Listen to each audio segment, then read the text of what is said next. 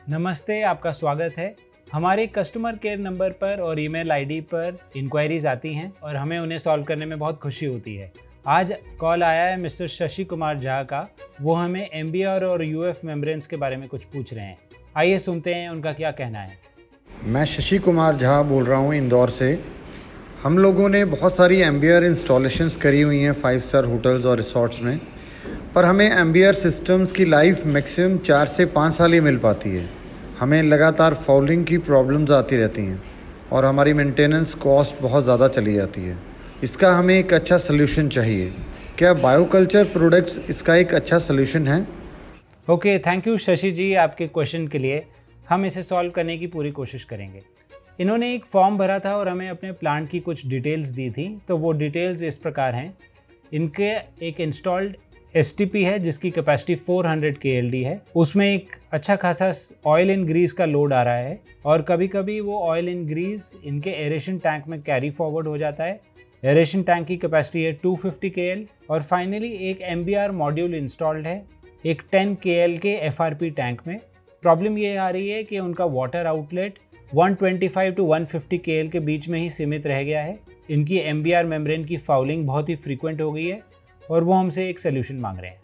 आइए देखते हैं इसे कैसे सॉल्व करना चाहिए।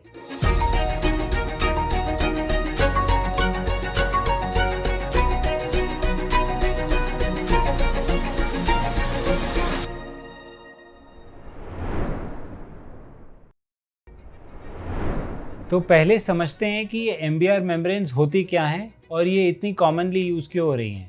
एमबीआर मेम्ब्रेन एक फिल्ट्रेशन टेक्नोलॉजी है और ये एक ऐसा एडवांस टेक्नोलॉजी है जिसमें फिल्ट्रेशन को बायोलॉजिकल ट्रीटमेंट के साथ कंबाइन किया जाता है और यूज़ किया जाता है। इसमें पहले एरेशन टैंक में एक अच्छा एमएलएसएस जनरेट किया जाता है और फिर ये एमएलएसएस मेम्ब्रेन्स के थ्रू पास किया जाता है। मेम्ब्रेन्स का पोर साइज 0.01 माइक्रोन होता है। ये एक अल्ट्रा फिल्ट्रेशन मेम्ब्रेन होती है और इसके थ्रू पास होने के बाद सिर्फ ऐसा ही वाटर ट्रीट होके आता है जिसमें कोई टीएसएस ना हो, जिसमें कोई बैक्टीरिया ना हो, वायरस ना हो और कोई पैथोजेनिक लोड ना हो। ये काफ़ी हाई क्वालिटी ट्रीटेड वाटर माना जाता है। एमबीआर मेम्ब्रेन्स के बहुत बेनिफिट्स हैं। ये एक स्मॉल फुटप्रिंट में, मतलब स्मॉल स्पेस लेते हुए हाई वाटर क्वालिटी दे सकती है और ये फ्लेक्सिबल इन डिज़ाइंस होती हैं। मतलब जिस टाइप की रिक्वायरमेंट होती है या फ्लो रेट्स होते हैं तो हम उस टाइप से इसे कस्टमाइज़ कर सकते हैं। पर मेम्ब्रेन टेक्नोलॉजी की कुछ शॉर्ट कमिंग्स भी हैं। एमबीआर एक इनहेरेंटली एक कॉस्टली इक्विपमेंट है क्योंकि एमबीआर एक प्रॉपरली साइंटिफिक तरीके से बनाया हुआ एक प्रोडक्ट है जिसमें कि बहुत ही फाइन माइक्रोन साइज़ के पोर्स होते हैं और ये एक स्पेशल प्रोसेस के अंदर ही बनाई जाती है, इसकी मैन्युफैक्चरिंग की जाती है। एक बार एमबीआर इंस्टॉल हो जाता है तो फिर उसमें काफ़ी ज़्यादा एनर्जी कंजम्पशन चाहिए होती है। मतलब उसमें उस पूरे सिस्टम में एयर कंप्रेसर्स चाहिए होते हैं, एयर ब्लोअर्स चाहिए होते हैं ताकि एमबीआर मेम्ब्रेन पे कॉन्स्टेंटली कोर्स बबल डिफ्यूजन होता रहे, एयर स्कोरिंग होती रहे ताकि उसके ऊपर कुछ डिपॉजिट ना हो। और फिर एक ऑटोमेटिक प्रोसेस के थ्रू ये एमबीआर की जो बैक वॉश की स्कीम है और जो परमिएशन की स्कीम है ये ऑटोमेटिकली चलती रहती है। दूसरा, एमबीआर मेम्ब्रेन्स काफ़ी प्रोन होती है फाउलिंग की। मतलब इनके जो पोर साइज़ है वो फाउल हो जाता है, वो रिस्ट्रिक्ट हो जाता है, क्लॉग हो जाता है और ये काफ़ी फ्रीक्वेंटली होता है। जब ऐसा होता है तो फिर हमें और फ्रीक्वेंटली बैक वॉश करना पड़ता है, सीआईपी क्लीनिंग करनी पड़ती है। तो ये सब कॉस्ट इंटेंसिव है और काफ़ी टाइम एंड एनर्जी कंज्यूम करता है। इस पे एक पहलू है जो हम समझते हैं कि आपके सामने आना चाहिए, वो ये है कि एमबीआर मेम्ब्रेन्स में बायोकल्चर प्रोडक्ट्स का यूज़ होना बहुत ही इंपॉर्टेंट है। और बायोकल्चर प्रोडक्ट्स को अगर प्रॉपर्ली यूज़ किया जाए एमबीआर मेम्ब्रेन्स में तो हम बहुत सारी कॉस्ट एफिशिएंसी, एनर्जी एफिशिएंसी अपने सिस्टम्स में ला सकते हैं और एमबीआर मेम्ब्रेन्स, यूएफ मेम्ब्रेन्स की लाइफ को कई गुना एक्सटेंड कर सकते हैं। आइए जानते हैं कैसे। तो एमबीआर मेम्ब्रेन्स को ऐसे समझना चाहिए कि वो एक मैकेनिकल फिल्ट्रेशन डिवाइस है। वो सिर्फ एक फिल्ट्रेशन मैकेनिज्म है जो एमएलएसएस को एक सपोर्ट देता है और उसे उसके सॉलिड्स को फिल्टर करने के बाद ही वो पानी को ट्रीट कर पाता है। जब ये सारे सॉलिड्स और डिसॉल्व्ड न्यूट्रिएंट्स मेम्ब्रेन्स के पोर्स से निकलते हैं तो फिर एक चीज़ जो मेम्ब्रेन नहीं कर पाती है वो ये कि वो डिसॉल्व्ड न्यूट्रिएंट्स को रिमूव नहीं कर पाती। तो अगर कोई डिसॉल्व्ड नाइट्रोजन है, डिसॉल्व्ड BOD है, डिसॉल्व्ड COD है, वो मेम्ब्रेन्स के थ्रू पास हो जाएगा और उस पोर में वो न्यूट्रिएंट रह जाएगा और वो फाउलिंग होने लगेगी। उससे क्या होगा कि वो पोर साइज छोटा होता जाएगा और फिर उसका जो ट्रांस मेम्ब्रेन प्रेशर है वो बढ़ता जाएगा। फाइनली एक दिन ऐसा आता है जिसमें मेम्ब्रेन की जो पूरी लाइफ है या जो उसका परमिएशन लेवल होता है या जितनी उसकी कैपेसिटी होती है वो रिड्यूस हो जाती है।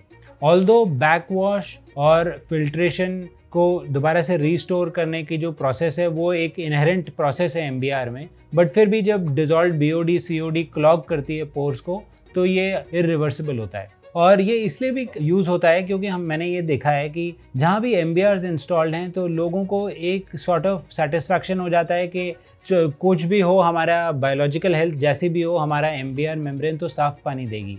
बट एक्चुअली वो ये चीज़ भूल जाते हैं कि वो सिर्फ एक मैकेनिकल फिल्ट्रेशन है। अगर आप बायोलॉजी की हेल्थ अच्छी नहीं रखोगे तो उसका सारा का सारा लोड आपके मेम्ब्रेन पे पड़ेगा। तो बायोकल्चर्स ऐसा क्या करते हैं कि वो MBR मेम्ब्रेन्स की लाइफ एनहांस कर पाएँ? देखिए, बायोकल्चर्स एक्टिवेटेड स्लज प्रोसेस को हेल्दी बनाते हैं। एक हेल्दी एक्टिवेटेड स्लज प्रोसेस का मतलब होता है कि वो अच्छे से सेटल हो, उसमें अच्छे से फ्लॉक फॉर्मेशन हो, उसमें फिलामेंटस फोमिंग ना हो और उसमें जितने भी न्यूट्रिएंट्स हैं वो अच्छे से डाइजेस्ट होके बायोमास बना लें, MLSS अच्छा बने। जब ये सारी बेनिफिट्स मिलेंगे तो ऑटोमेटिकली एक मैकेनिकल फिल्ट्रेशन डिवाइस अच्छे से काम करेगी। और अगर आप इन चीज़ों को नज़रअंदाज करेंगे या फिर इस पर ध्यान नहीं दिया जाएगा तो वो सारी प्रॉब्लम्स आपके एक्टिवेटेड स्लज प्रोसेस से उठकर आपके MBR मेम्ब्रेन में चली जाएगी। फिर वहाँ पे इंक्रीज्ड फाउलिंग होएगी, इंक्रीज्ड बैक वॉशिंग की नीड होगी, उसका ट्रांस मेम्ब्रेन प्रेशर बढ़ेगा और उस इम्पॉर्टेंट इक्विपमेंट जो एक कॉस्टली इक्विपमेंट था जिसके साथ काफ़ी फाइनेंशियल और इकोनॉमिक एक खर्चा जुड़ा हुआ था वो वेस्ट हो जाएगा। वो वेस्ट होने से एक बर्डन आ जाता है, एक पूरी ऑर्गेनाइजेशन का एक मेजर एक्सपेंस MBR मेम्ब्रेन को रिकवर करने में या उसे रिप्लेस करने में चले जाता है। और हम यही जो रिसोर्सेज हैं अगर हम अपने एक्टिवेटेड स्लज प्रोसेस में यूज़ करें तो हमारे पास अच्छा डिसॉल्व्ड ऑक्सीजन मिलेगा, हमें ओडर कंट्रोल मिलेगा, एक अच्छी ऑपरेशनल एफिशिएंसी आएगी। हम VFDs लगा के भी हम अपना जो डिसॉल्व्ड ऑक्सीजन हमें जो अर्लियर मिल जाएगा, हम VFDs लगा के अपनी मोटर्स का एनर्जी कंजम्पशन कम कर पाएंगे। बायोकल्चर्स इसलिए भी यूज़ होते हैं MBR मेम्ब्रेन्स में कि जब भी MBR मेम्ब्रेन की कोई गाइडलाइन आती है या OEM का जो डॉक्यूमेंट होता है उसमें भी ये लिखा होता है कि हमें बहुत ही हाई MLSS चाहिए या अबाउट 6000 to 8000 मिलीग्राम्स पर लीटर का एक MLSS चाहिए ताकि वो MBR मेम्ब्रेन ठीक से काम कर सके। और ये वाला MLSS तभी जनरेट हो सकता है जब प्रॉपरली एक बायोकल्चर डोज किया जाए right from the commissioning day. तो ये कुछ इंपॉर्टेंट एस्पेक्ट्स हैं जो मैं समझता हूँ हम सभी को पता होने चाहिए। और अगर आपके पास भी कोई UF और RO मेम्ब्रेन है या MBR मेम्ब्रेन है तो आपको आज ही बायोकल्चर्स यूज़ करने चाहिए। हमारे जो बहुत पॉपुलर बायोकल्चर्स हैं जो इंडस्ट्री यूज़ करती है उनका नाम है सुपर 24 एंड ऑक्सी सुपर। अगर आप भी अपनी एक्टिवेटेड स्लज प्रोसेस को इम्प्रूव करना चाहते हैं और अपनी MBR UF RO मेम्ब्रेन की लाइफ को एनहांस करना चाहते हैं तो आज ही हमें कांटेक्ट कीजिए हमारे ईमेल ID पे या कांटेक्ट नंबर पे या इस डिस्क्रिप्शन में एक फॉर्म है उसे भर के। हमें आपकी इंक्वायरीज का इंतज़ार रहेगा। तब तक के लिए थैंक यू एंड जय हिंद।